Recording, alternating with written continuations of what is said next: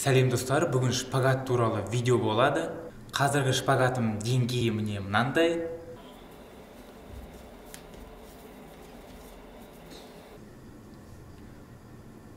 Осы видеода шпагатқа қандай жаттығулар жасайтынымды, шпагатымды қалай ашатынымды көрсететін боламын. Ең басты мақсат ақырын ауыртпай шпагатты ашу. Онда кеттік жаттығулар көрсетейін.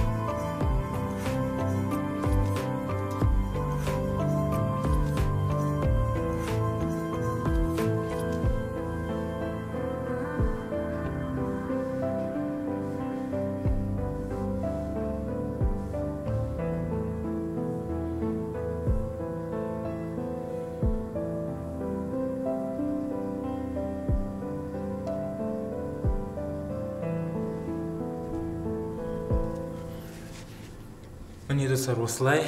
Осы жаттығуларды аптасына 6 рет жасайтын боламын. Егер сендерге шпагат ашу қызық болса, сендер де жасап көріңдер, өздерінің нәтижелерін айтыңдар. Ал сендермен болған Райымбек Ералы. Келесі видеода кездескенше сау болыңдар. Кеттік.